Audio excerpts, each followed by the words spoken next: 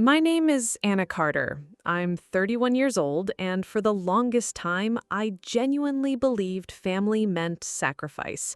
Not the cute Pinterest kind of sacrifice either. I'm talking about the ugly kind. The kind where your own dreams sit on pause so someone else can keep pretending their life is together. The kind where your savings disappear quietly, one small favor at a time. The kind where you smile through exhaustion because if you say no, suddenly you're the villain.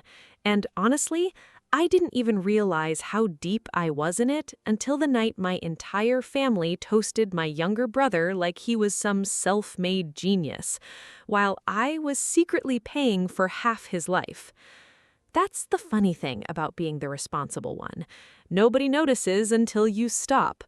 That night was my mother's birthday dinner. A private room, fancy steakhouse, white tablecloths so crisp they looked like they had their own tax bracket. Crystal glasses, soft jazz floating through the background. My mother loved places like that because they made her feel like we were one of those polished families who had everything figured out. Spoiler alert, we absolutely did not. Not even close. I was sitting halfway down the table wearing a black dress I bought 3 years ago because I still couldn't justify buying a new one. Why? Because my little brother Tyler had another temporary business emergency 2 weeks earlier. And guess who covered it? Yep, me. Again. Tyler was 28, charming, confident, great smile, perfect hair, the kind of guy who could sell ice to someone already standing in a snowstorm. He owned, or at least claimed to own, a trendy logistics startup in Dallas. Except owned is a generous word, because what Tyler really owned was a pile of unpaid invoices, an inflated ego, and an elite-level ability to make his disasters feel like other people's responsibilities, mostly mine. For 14 months, I had quietly funded his business. Warehouse rent, payroll shortages, insurance payments, software subscriptions, emergency equipment repairs, you name it, I probably paid for it. Not because I'm rich. Not even close. I work in healthcare compliance. Decent salary, sure, but definitely not finance a grown man's fantasy startup salary. Every dollar I gave him came from somewhere. My future condo fund, my emergency savings, my travel account, my peace of mind. Gone. Slowly. Painfully. Quietly. And still I kept helping, because Tyler always had a pitch. Always. Just one more month, Anna. We're about to land a huge client. This is the last bridge payment, I swear. You know I got you. That last one used to make me laugh, because no, he absolutely did not have me. Not once. But family conditioning is wild. You can know you're being used and still feel guilty for noticing. Dinner was moving along normally until dessert menus arrived. That's when my mother tapped her wine glass. That tiny little clink somehow carried the emotional weight of an incoming disaster. Everyone looked up. She stood, smiling, cheeks flushed from expensive red wine and pure maternal delusion.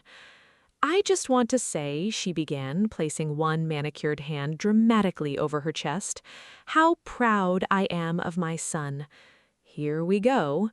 She turned toward Tyler. "My boy built something from absolutely nothing." The table leaned in. My aunt smiled, cousins nodded approvingly, family friends looked impressed. Meanwhile, my eye twitched, because earlier that same morning, I had paid $7,200 to stop Tyler's warehouse lease from being terminated. Literally that morning. My bank app was still open under the table. Transaction pending. My mother continued. "No handouts, no shortcuts, just hustle, discipline, and hard work." The room burst into applause. Actual applause, like this man had personally solved world hunger. Tyler gave a humble smile and lowered his head like he was accepting an award. I stared at him, waiting. Surely this was the moment. Surely now he'd clear his throat, laugh awkwardly, say something like, "Actually, Anna has helped me a lot." Anything. Any scrap of honesty. Nothing. Not one word.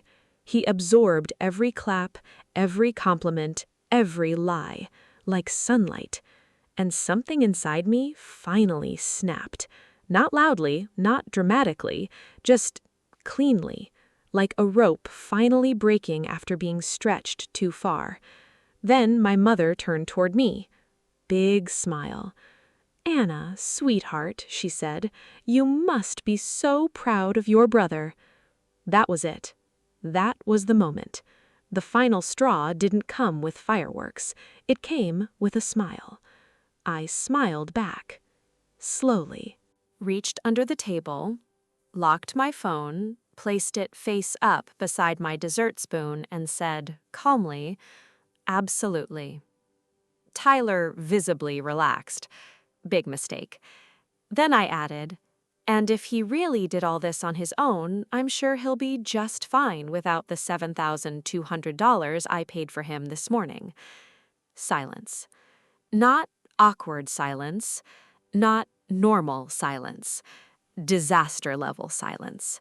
The kind where the air itself suddenly feels expensive. A fork dropped somewhere. My cousin blinked like her brain had frozen. Tyler froze. Smile still technically on his face, but barely, like a cracked mask. My mother's expression collapsed. "What?" she whispered. Tyler laughed first. Dry, fake, thin as paper. "Oh my God," he said, shaking his head. "Anna's being dramatic." Classic. Always dramatic, never exploited, never exhausted, never financially drained. Just dramatic. He waved casually. "She helped with a few things early on. That's what family does." A few things. Cute. I unlocked my phone, turned it toward him. Warehouse lease, insurance, dispatch software, payroll advance, fuel account. I slowly scrolled. His face changed with every swipe. You could practically watch panic buffering behind his eyes. "A few things?" I asked. Nobody moved. My father cleared his throat. "What exactly is this?" Tyler leaned back, defensive now. "Anna, seriously? Not here."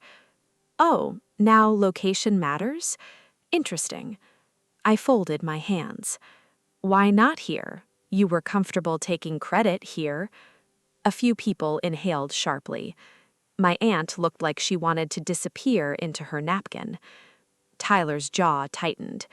"You're embarrassing yourself." I almost laughed. No, that line didn't land the way he hoped, because for the first time in over a year, embarrassment wasn't mine.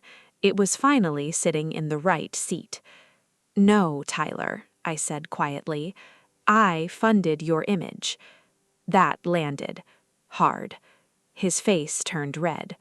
My mother leaned toward me, whispering harshly, "Stop this right now." But her voice had changed. It wasn't just anger, it was fear, because she knew. Not everything, but enough. Enough to realize the family narrative was cracking in real time. Tyler tried one last smile. "You wouldn't actually pull support over one misunderstanding." Misunderstanding? That word was so disrespectful it almost impressed me.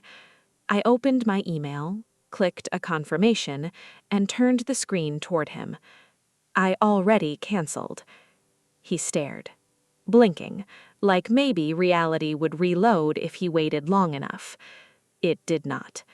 I had canceled everything 2 hours earlier. Not emotionally, not impulsively, methodically. Warehouse payment access removed, software billing removed, insurance auto-renew canceled, payroll transfer stopped. Done. Done. Done. Turns out, months of resentment make you extremely efficient. Tyler stood so fast his chair scraped backward. "You're insane." There it is. Insane. Also predictable. "You can't destroy my company because you're jealous." Jealous. Now we were speed-running manipulator bingo. I stood too, but slower, calmer. That bothered him even more. "I didn't destroy your company," I said. "I removed myself from it." His nostrils flared. "If it falls apart without me, that sounds like a business model problem." My cousin accidentally snorted. Terrible timing. Excellent contribution. My mother looked horrified. Not at Tyler's lies. At my audacity. At my refusal to keep playing my assigned role.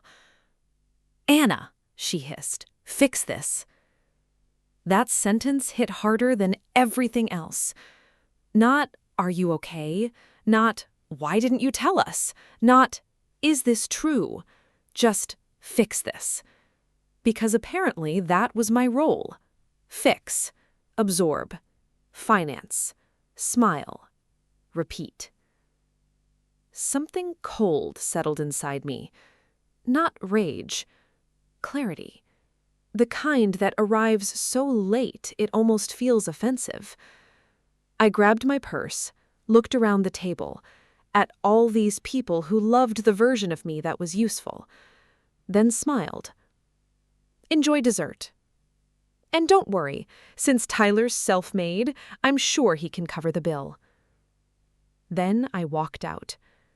Behind me, chaos erupted, voices overlapping, my mother calling my name, Tyler swearing, my father demanding answers. But I kept walking, heels clicking across polished floors, out the restaurant doors, into the warm Texas night air. And for the first time in over a year, I could breathe. Not fully, not peacefully, but enough. Enough to realize something terrifying and freeing. My family didn't actually know me. They knew what I provided, and apparently the second I stopped providing, everything started collapsing. My phone began vibrating before I even reached my car. Tyler calling. Declined. Mother calling. Declined. Tyler again. Declined. Dad. Text message. "Come back. This has gone too far." I laughed out loud. Too far? Interesting definition. Funding someone's fake empire for over a year? Fine. Mentioning it once? Too far. Love that. I sat in my car, engine off, hands gripping the steering wheel, phone lighting up like a slot machine, and suddenly I felt something strange. Not guilt. Withdrawal. That's what it was. Like my nervous system didn't know what to do without an emergency to manage. For years, someone in my family always needed something. Money, advice, damage control, emotional labor. And I always responded, immediately, like some kind of human fire extinguisher. But tonight, I did nothing. And weirdly, the world didn't end. When I got home, I changed to pajamas, made tea I was too anxious to drink, and opened my laptop. There was a folder on my desktop called Tyler Expenses. Inside were receipts, transfers, invoices, screenshots, and emails. Evidence. Not because I was planning revenge, but because deep down I think part of me always knew someday I'd need proof. Proof that I wasn't crazy, that this wasn't generosity anymore. It was dependency wearing better branding. At 12:03 a.m., Tyler texted, "Dispatch account locked. What the hell did you do?" Ignored. 12:11. "Warehouse manager says payment removed. Fix this now." Ignored. 12:18. "Drivers can't access route system. Anna, seriously, stop being petty." Petty. Still no apology, no accountability, just escalating entitlement. 12:26. If payroll bounces tomorrow, that's on you. I stared at that one for a while. That's on you. Even his collapse somehow had to belong to me. I set the phone down, opened my banking app. One remaining scheduled payment sat there. Temporary operational support. Cute title. Amount, $3,000. Pending Friday. I canceled it, without hesitation.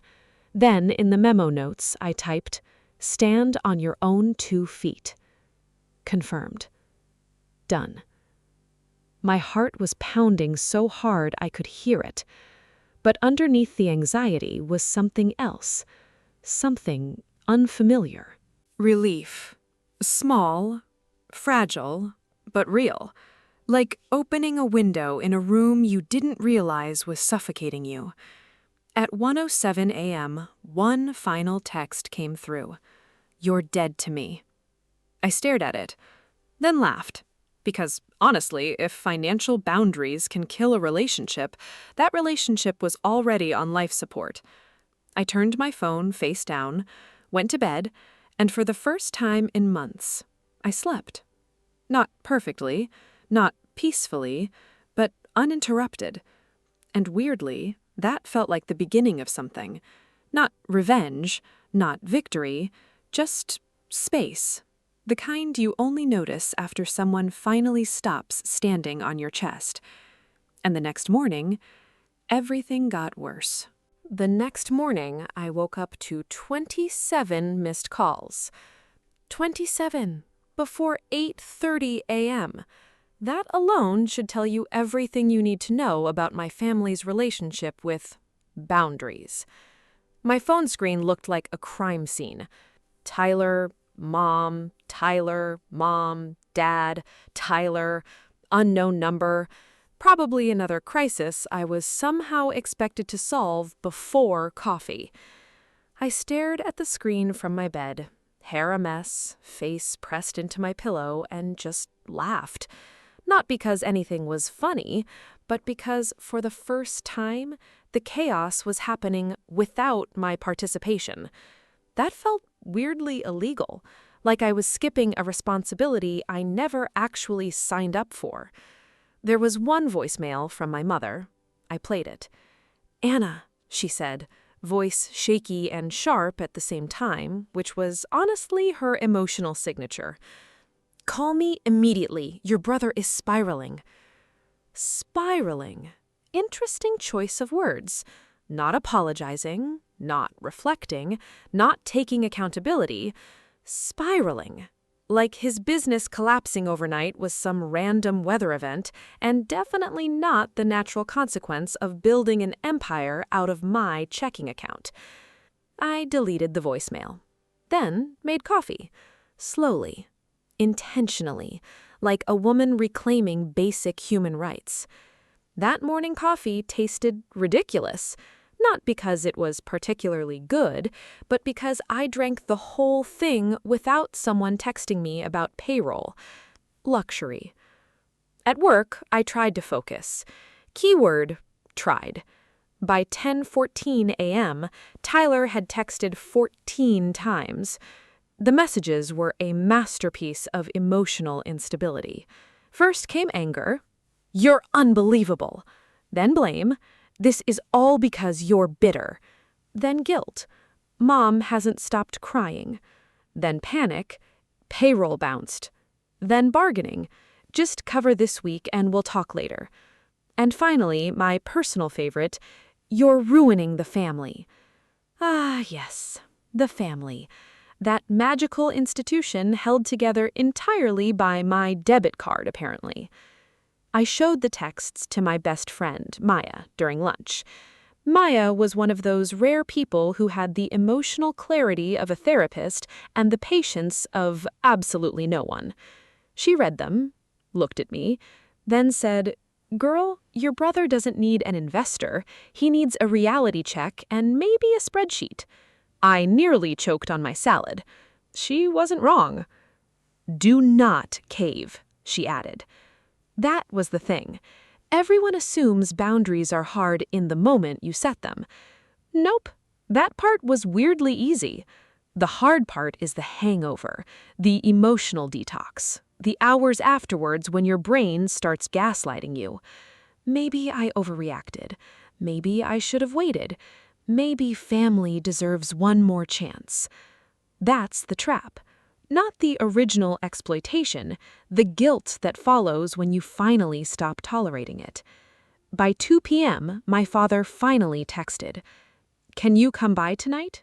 That was it. No emojis, no emotional manipulation, just a sentence, which somehow made me more nervous. Dad wasn't dramatic. He was worse. Quiet. Passive.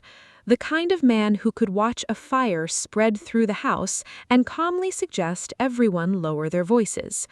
So if he's reaching out, something is definitely on fire. Metaphorically. Probably financially, too. I went after work. Not because I wanted to, but because some tiny part of me still needed closure. Or maybe proof. Proof that I wasn't insane. That this entire situation was as absurd as it felt. When I walked into my parents' house, the energy was bleak. Not sad, not remorseful. Bleak. Like the emotional version of fluorescent lighting. Tyler was already there. Of course. Sitting at the dining room table with his laptop open, 3 stacks of papers spread around him like he was defending a legal case. My mother sat beside him, hand on his shoulder, naturally, protecting the endangered species known as grown man facing consequences. Dad stood by the kitchen island, arms crossed, looking 10 years older. The second Tyler saw me, his expression hardened. There it was. Not anger, not humility, resentment. Because people like Tyler never get angry at what they did.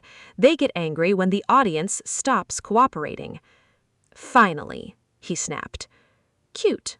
Not hello, not thanks for showing up, just attitude. I hung my coat over a chair and sat down.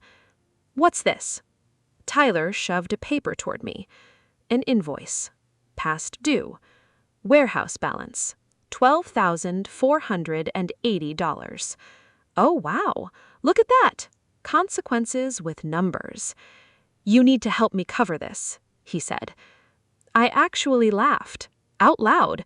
A real laugh. Because surely this was satire. Surely. "You think I came here to reopen my wallet?" Mom jumped in immediately. "Anna, please don't start." Start? Interesting choice. As though I was somehow the opening act in this circus. Tyler leaned forward. "You pulled support with 0 warning."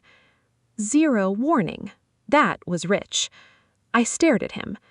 "Tyler, I funded your company for 14 months. Because you offered." There it was. The audacity. Fresh, organic, locally sourced. My jaw tightened. "No," I said slowly. "You manipulated my sense of responsibility." He rolled his eyes. "You always do this." Do what? Use facts? Terrifying. Dad finally spoke. "Enough." The room froze. Not because he raised his voice, he didn't, but because Dad almost never inserted himself before things got catastrophic, and apparently we had arrived. He looked at Tyler. "How much debt are you actually in?" Tyler hesitated. Bad sign. Mom looked nervous. Worse sign. "How much?" Dad repeated. Tyler shifted in his seat. "About 80. Dad blinked. $80,000? Tyler didn't answer, which unfortunately was answer enough. My mother inhaled sharply. "What?" Now she was shocked. Now. Love the timing. "Not all personal debt," Tyler rushed to explain. "Business liabilities." Business liabilities. That's such a sexy way to say disaster. Dad rubbed his forehead. How did this happen? Tyler launched into a mess of excuses. Delayed contracts, bad clients, cash flow issues, scaling too quickly, market instability. Honestly, it sounded like he swallowed a business podcast and threw it back up. But underneath all the jargon was one obvious truth. He never had a stable business. He had an expensive performance, and I had been financing the costume. Dad sat down heavily. You told us you were profitable. I was close. Close, the favorite word of irresponsible men everywhere. Mom turned toward me, eyes glossy. Can't you just help one last time? There it is, right on schedule. One last time. The phrase should honestly come with warning labels. There is never one last time. There's only the next emergency wearing different clothes. I leaned back in my chair, looked directly at her. No. Simple, clean, final. She looked like I slapped her. Anna! No. Tyler exploded. You're so selfish! That word hit the room like broken glass. And weirdly, it didn't hurt. Not anymore. Because selfish people don't usually spend 14 months draining their savings to protect someone else's ego. Selfish people don't postpone their own life so someone else can cosplay success. Selfish people don't quietly drown to keep family optics pretty. No, that label no longer fit. So I smiled, a tiny one, and said, You keep using that word like it's supposed to scare me. Tyler stood, hands flat on the table. You know what? Fine. You want honesty? Finally, a new genre. Yes, I said. He laughed bitterly. I never asked you to pay all of it. Oh, wow. We're doing revisionist history now? Bold. You offered because you like feeling needed. That one landed, not because it was fully true, but because it had enough truth mixed into the lie to sting. That's the most dangerous kind. And for a second, I felt it, that tiny internal wobble. Maybe he's right. Maybe part of me did like being needed. Not because I wanted power, but because usefulness was the currency of love in my family. Be helpful, be dependable, be low maintenance, be the solution. That's how I earned my place. Not by existing, by functioning. So yes, maybe some part of me had confused being needed with being valued. That realization hurt more than anything Tyler said. But pain can clarify things too. I nodded slowly. You're right. Everyone looked surprised. Tyler especially. He thought he'd won something. He smiled slightly. Then I continued. I did like being needed. Pause. But I'm learning the difference between being loved and being used. That wiped the smile right off his face. Good. Mom started crying. Again. At this point, honestly, tears in my family were basically ambient noise. Dad looked exhausted. Not at me, at the entire situation. At the years of enabling that had apparently matured into a full-grown financial monster. He turned to Tyler. You need to shut this down. Silence. Tyler stared at him. What? The business. Dad's voice was steady now, controlled, cold. You can't sustain it. Tyler looked horrified. You want me to quit? No, Dad said. I want you to stop pretending. Oof, that one hit all of us. Tyler stepped back like he'd been physically shoved. Mom gasped, and I just sat there, watching. Because for the first time in maybe my entire life, someone else was finally saying it. Not me. Not the emotional workhorse daughter. Someone else. Dad continued. You built a company dependent on hidden family funding and unsustainable debt. Tyler's face reddened. "You don't understand entrepreneurship." "Sir, please, read the room." Dad ignored that. "You used your sister." There it was, out loud, documented in oxygen. Something inside me cracked open. Not in a painful way, in a release. Like a knot finally untying. Tyler looked around the room, desperate now, like maybe someone would rescue him. Mom? Crying. Dad? Done. Me? Retired from the rescue business. No one moved. And suddenly, Tyler looked small. Not physically, emotionally. Like without all the hype and illusion and borrowed credibility, he was just a scared guy who had built his identity on applause. And now the room was quiet. No applause, just math. He sat back down, slowly, ran both hands through his hair, and whispered, "I don't know what to do." For the first time all night, that sounded honest, real, human, not performative, just scared. And honestly, that softened me. A little. Not enough to save him, but enough to see him clearly. Not as a villain, not fully, just as someone who got addicted to being admired and kept borrowing against the future to maintain the illusion of admiring. It wasn't noble, but it was human. I stood, grabbed my coat, looked at him. "You figure it out." He looked up, eyes red, angry, embarrassed, small. "Must be nice," he muttered, "to just walk away." That stopped me. I turned, looked him dead in the eye. "No, Tyler." My voice was calm, steady. "It's not nice." Pause. "It's expensive." That line hit harder than I expected, because it was true. Walking away wasn't freedom without cost. It cost guilt, sleep, certainty, identity, family comfort, the illusion that love meant endless sacrifice. But still, worth it. I walked out. Again, second dramatic exit in 48 hours. Honestly, I was becoming excellent at them. Outside, the night air felt colder, sharper, cleaner, and for once, my phone stayed silent. No emergency, no guilt text, no financial hostage situation, just stillness, the kind that feels unfamiliar after years of chaos.